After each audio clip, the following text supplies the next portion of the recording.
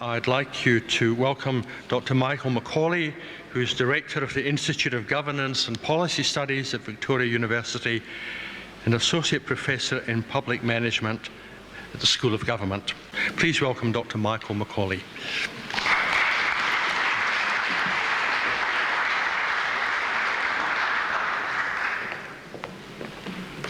Kia ora. Good evening, everybody.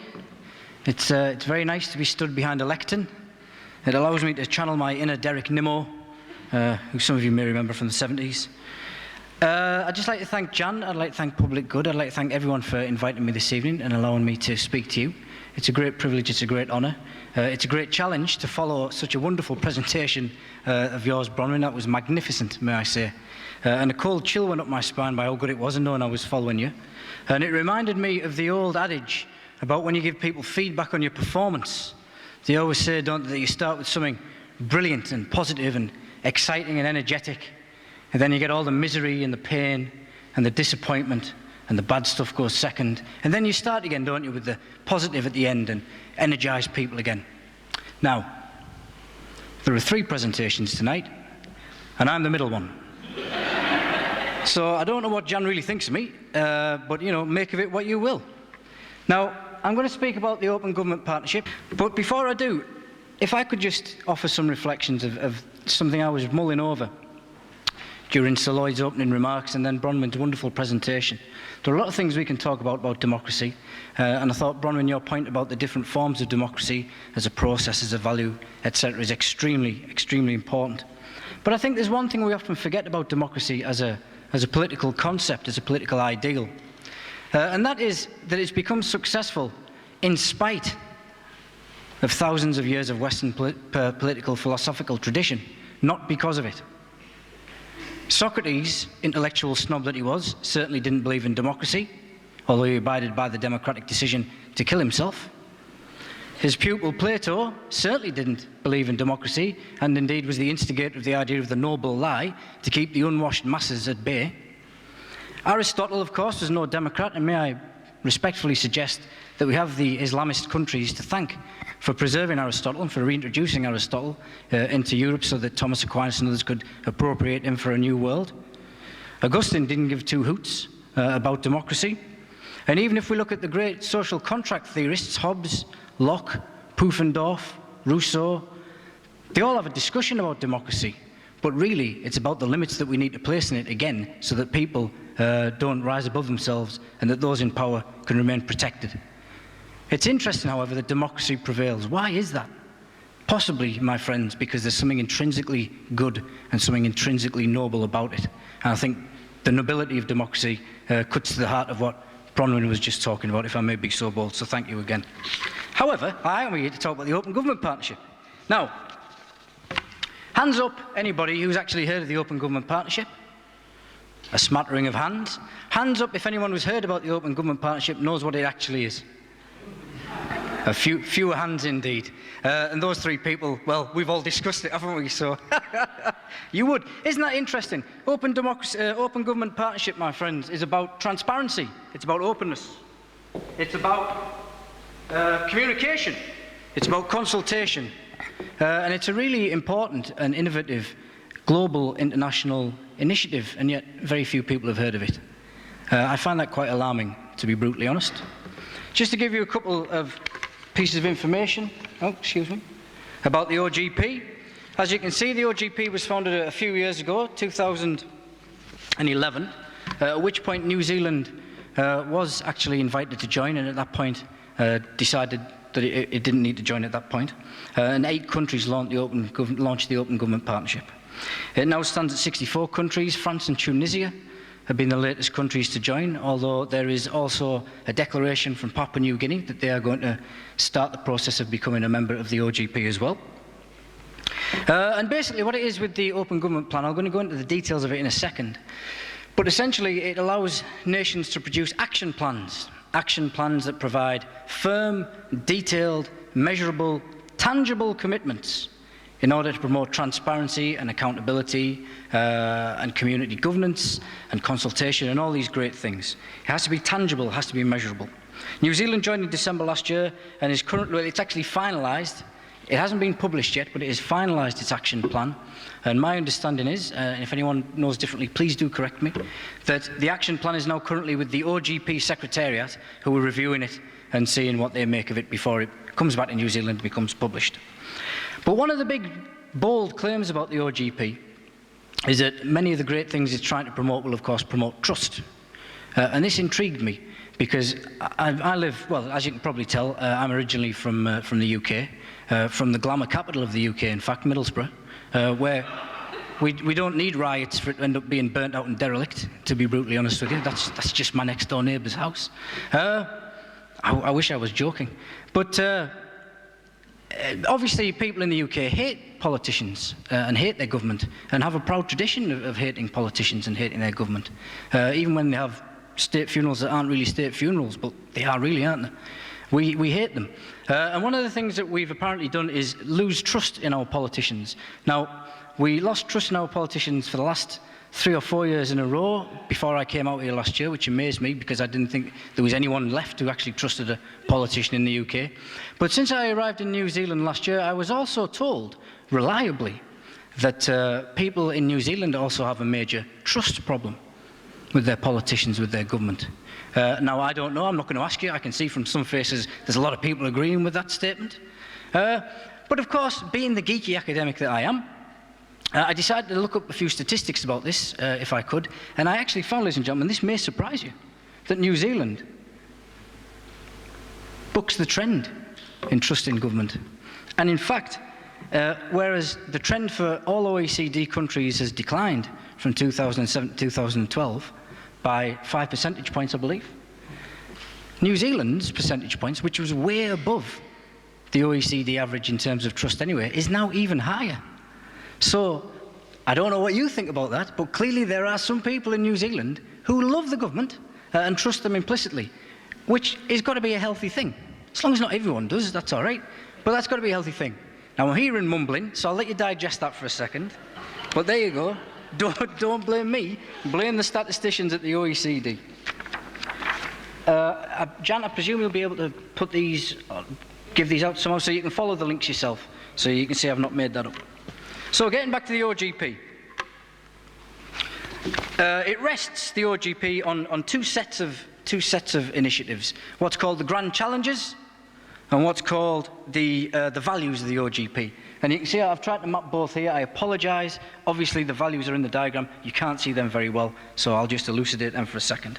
But there are 5 grand challenges. Number 1, which is the broadest possible challenge. The OGP is meant to improve public services. It's also meant to improve public integrity, and as you can see, there's a particular slant there on anti-corruption work, on public ethics, on access to information, on party campaign finance.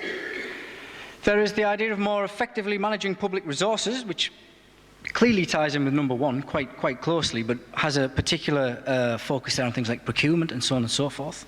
There is creating safer communities, and there is increasing corporate accountability. And these rest on the 4 values of transparency, accountability, technology and innovation, and citizen participation, which again, I don't know if anyone has picked up on this, I wouldn't say too dissimilar on some of the values you've been trying to promote in your presentation as well, Bronwyn, although I think you elucidated them much more eloquently than just those 4 blanket values. Now, of these grand challenges and of these values, one of the things that I think is probably the most important is the idea of citizen participation. Because one of the huge driving factors of the open government partnership approach, and something that actually gives me cause for optimism, because it is easy, isn't it, to be sceptical of an open government partnership when we're all getting spied on by our governments. We've only just found out by accident. So it's easy to be sceptical, isn't it, really? However, let's just put that to one side for a second. One of the great things about it is it's not meant to be, despite the name government in its title. The OGP is about people. And the huge emphasis that's placed on OGP is on civil society. And it's on the role of communities, and it's on the role of citizens groups, and it's on the role of people getting together and organising and putting forward their ideas and being involved in key consultation processes. Now, what's interesting, 2 things. Is that firstly, the first wave, and in fact most waves, indeed, of action plans when they first come out have faced heavy criticism. A, that civil society groups weren't involved enough, and B, that there was no genuine public consultation. There was a smattering of public consultation. It was the public consultation you get when you talk to your mum and dad and you say, can I do something? No, why? Just because. That kind of consultation. Obviously not my own parents. But what's really interesting isn't just that that happened. It's that the OGP actually stood up and was countered and said, well, that's not good enough. That's actually not good enough. And what's been really remarkable is when you go from a first action plan, which tends to be heavily criticised, I think there's a couple of examples up there, and when you get to a second action plan, you'll normally find a much deeper and broader infrastructure for consultation. I've got a couple of excellent examples from the Republic of Ireland, if anyone's interested. I'll discuss them later on. The UK is another good example, and it's a rare event. I'll stick up for the UK coalition government, but they have actually really tried to put in train a much stronger, a much more deep-rooted set of consultation processes, and actually have quite substantial networks now, both real networks and virtual networks, that have fed into the second action plan. So, I don't think it's just very interesting that governments have kind of not responded as the way they should have, and as we would expect, have kind of bypassed the usual consultation channels. But the governments have faced criticism about this and have responded positively. And I think that has got to be something that we can all be fairly proud of and very pleased with, and very optimistic of too. The story so far, I won't go into all of these. I think the key ones are on the left there, that 45% of all OGP commitments up until last year have been achieved. That's a pretty hefty number, I would have thought, to be honest with you. And of 775 OGP commitments, 318 were entirely new initiatives. Now, this is quite important. One of the other things that have faced criticism for in action plans is instead of actually trying to do anything new, they've just rebadged what they're already doing and saying, and it's open government partnership. That's all they've done, they've rebadged it. And the UK especially came in for really heavy criticism of this. In response to the grand challenge and the theme of accountability and transparency, the UK government were adamant about their commitment to the one government website, the commitment to being able to do transactions online and so on and so forth, which is great. You know, that's a very positive thing. But they're already doing it, and they face criticism as a result. However, subsequently, as I said before, when you see the second wave of action plans, you tend to see a lot more innovation, and that's usually because you've had people actually discussing it with other people. And you actually do get to see a lot of new initiatives. So I think that 41% of initiatives being new or novel is, again, a note for positivity. Now, you can't really talk about many notable successes except in individual cases, because it's only a few years old. And obviously there hasn't been a great deal of meta-analysis. The one meta-analysis has been done by New Zealand's very own Murray Petrie. I don't know, Murray might even be here this evening, who did a fabulous job looking at OGP commitments on open budgeting, and actually found, again, that substantially higher than 45% of those commitments had been met. So progress is being made. Things are being done, and things are being done very positively. And if you follow those links again, you'll actually find data for other studies and for your own amusement and for your own interest. Now, moving on, what then is New Zealand's action plan? Well, the truth remains that we don't actually know for certain what's in New Zealand's action plan. We don't. What we do know for certain is that these are the areas that have been promulgated as going to be the foundations of New Zealand's action plan. These were first publicised back in January, February, as I recall, and there was some consultation events. But to the very best of my knowledge, they remain these four key areas. Better Public Services Result 10, not Better Public Services generally, but Better Public Services Result 10, which is that New Zealanders can easily complete their transactions with government in a digital environment, so online systems, transactional forms of democracy. They're also implementing the ICT Strategy and Action Plan, which they've had around for a couple of years now, as a key area of the Open Government Plan. And they have pledged to respond to the Transparency International National Integrity System study that was published last December, which in itself actually has approximately 50 to 60 key recommendations that could be implemented as part of OGP or as part of any other type of initiative.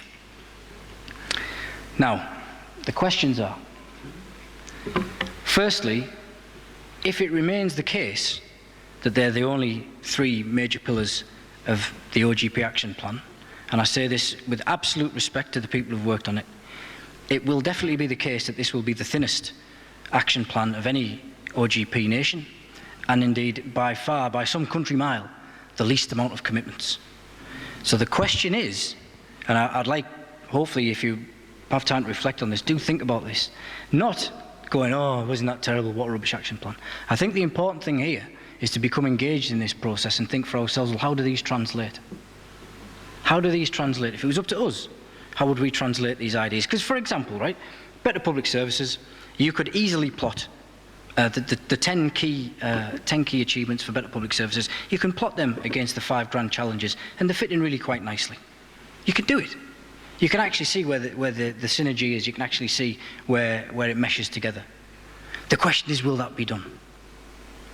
And the bigger question, and I would suggest, again respectfully, the more important question, is what can be done on top of that. Because the other worry about the action plan as it stands is not just that it looks a little bit on the thin side. It's also, of course, in the main, 2/3 of it, directly connected, again, to initiatives that are already in place, which isn't a criticism, but it may be subject to some criticism in a few months' time when, bearing in mind all other countries that have done that approach and have used that system have been criticised for it, it could well be the subject of criticism. So the question's got to be, what next? How does it translate? What's going to be the pathway? Because, and again, this does genuinely give me hope and a great deal of optimism, the really good thing about the OGP, and we can see this, we can see it demonstrated in the different waves of action plans, is that it is an iterative process. It is. This isn't going to be it. There's not going to be an action plan and then everyone's going to forget about it. Well, I hope not anyway. There's going to be a chance to build upon it, chance to improve it, chance to refine it, chance to change it. But that's only going to come about if consultation is real, if engagement actually happens, and if participation is allowed on all fronts. Again, virtual participation, real participation, community groups, NGOs, the systems, the processes, the infrastructure has to be put into place. So that's the other key question. What is that infrastructure actually going to look like? Because if that is in place, and once that's in place, I think, in all honesty, then we have a very positive future. Seriously. You can see improvements in other countries, you can see initiatives that have really worked. I won't dwell on this a little bit because A, it makes me look a bit big-headed, but B, you can follow the things for yourself and you can see them. But I was recently at the inaugural Asia-Pacific Region OGP Summit. It was a very interesting couple of days. And I'll be honest with you, case after case after case after case from the Philippines, from Indonesia, from Vietnam, from all over the place were coming out, and people were doing great things. Really great things. And I'll tell you, there was one occasion that gave me not just pause for thought, but actually made me feel both humbled and indeed somewhat embarrassed. I was given a presentation about some really interesting projects that have happened in New Zealand. Don't get me wrong, they were very good projects. And it was about social accountability. So, you know, accountability to the wider community rather than just financial forms of accountability. But we followed a couple of guys from Indonesia. And the first was one of Indonesia's chief surgeons. And the other guy who was partnering with him was a very young man who was sadly in rather poor health, who was the founder of the Indonesian AIDS Foundation, still only in his early 20s. And you can imagine the kind of pain and the torment and the social stigma that he's had to go through in his short life, as well as all the actual physical pain and everything else that he has to go through. And yet, they managed to find a way to work together. And I wouldn't say they've completely removed the social stigma of HIV and AIDS in Indonesia, of course not, that would be a ludicrous thing to say, but they have half made a difference. And that's a fact. And to follow people who've done something that huge and something that important and something of that significance, in all honesty, A, it made me feel rather embarrassed to be telling my twee stories, but also it made you realise just what can be done. And again, it cuts through the cynicism like a knife, because it makes you realise that other people are taking this seriously and are really taking opportunities. And I really firmly believe that New Zealand will as well. Because one of the other things that became really apparent to me, when I first came to New Zealand, and in fact it was 2 years ago next month that I had interviews here, and because I was a professor of anti-corruption and integrity. I wanted to be called Professor of Integrity and Governance, and my university wouldn't allow it because the acronym would have been PIG, which I thought was brilliant. I thought it was brilliant, but they wouldn't allow it. But nonetheless, when my colleagues found out that I was potentially coming to New Zealand, A, they were very jealous, but B, they all laughingly said, is that because New Zealand is the least corrupt nation in the world and you can put your feet up for the next 25 years and then just retire? And yeah, that was the reason. But I didn't tell them that. And of course I came here and I found that New Zealand has more than lived up to its expectations side of it in terms of integrity and good governance. And that's not to say there aren't problems. I worked with TINZ last year on the NIS system. I've spoken to many people, and it's clear there are some problems. But they're not problems like other countries face. And one of the things that really struck me when I was at the summit, it was in Bali a couple of months ago, was that as soon as anyone finds out you're from New Zealand, everyone was like laughing and saying, ha ha ha, you don't need to be here. Yeah, you've got all the great systems, you've got all the great ideas, you've got all the great practices. What could you tell us? What can you tell us? And then I had to follow people like those two gentlemen who'd done such magnificent work, and I was thinking, what am I going to tell them? But you know something? People expect leadership of New Zealand. They don't want it. They actually expect it. They know New Zealand's brilliant reputation for good governance. They know all the facts and figures about #1 in the charts for being least corrupt in the last 10 years and all the rest of it. But they trust New Zealand. They look up to New Zealand and they expect leadership. And if we don't take leadership in the Open Government Partnership, I'm actually quite worried about where we would.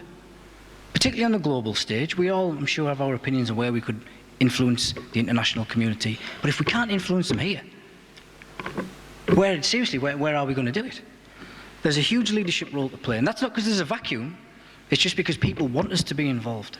And I can promise you that, I can promise you. Technology and innovation, again, it's at our fingertips. Bronwyn, you mentioned about technology and innovation and the use of technology and innovation. And again, maybe another reason why democracy continues to evolve, because it can evolve. It can evolve with technology and keep pace with technology. We may think that, the Twitterati are actually just a bunch of yahoos, but you could also argue that that's democracy in action. Albeit in a way that Socrates wouldn't have approved of, but nevertheless. And finally, the other thing to really take as an opportunity is to grasp this notion of collaboration, is to grasp this notion of consultation, of engagement. I mentioned about Republic of Ireland. I'll give you one example. The Republic of Ireland, there's a few other countries at the minute who are interested in open policy sourcing. And one of the experiments that was done in Ireland, I think 2 years ago now, was on a new bill for Register of Lobbyists. Now, you may have views on what happened to the bill for the lobbying and the Register of Lobbyists in New Zealand last year, but let's just not share them for a second. Here's what they did in Ireland. They had an initial consultation process, and then they actually had a series of public forums, and then they actually had a public conference, a full conference, where experts could come in, where industry could be represented, where lobbyists could speak, where the public could speak. It was open to everyone. And then they had another round of consultation, and from that, they put the policy together. Now, one of the things I've heard repeatedly, not just in New Zealand, but in the UK and beyond, is that we have democratic processes for consultation, and they're very good, but we don't necessarily have them early enough. When do people actually get involved? Yes, you have a right to respond, you have a right to write in, but often bills are in Parliament that you aren't even particularly aware of, unless you really followed them and have a key interest to begin with. Why not do them before that? And there's one mechanism to do so. And again, I can't help but wonder that if people do grasp the notion of collaboration in that fullest, deepest participatory sense, it would enhance democracy and it would really bode well for the Open Government Partnership. So they're the crucial areas I think we need to consider. We've got to actually show some genuine commitment. We've got to show that we mean it, that we're not just in it because we want to be a member because it looks good. It's not CV padding. This is something that we really care about. And we've got to get the consultation infrastructure right. We don't at the minute, I'll be honest about that. But that doesn't mean that we can't, and it certainly doesn't mean that we shouldn't. And we need to understand, again, that this is a long game. This is a long-term process. This isn't something that we just need to do now and tick the box and then we can go home happy. This is something we're going to return to again and again and again, and hopefully this will drive, and we will learn from other countries as well, and this will drive continuing democratic evolution in New Zealand. Thank you very much.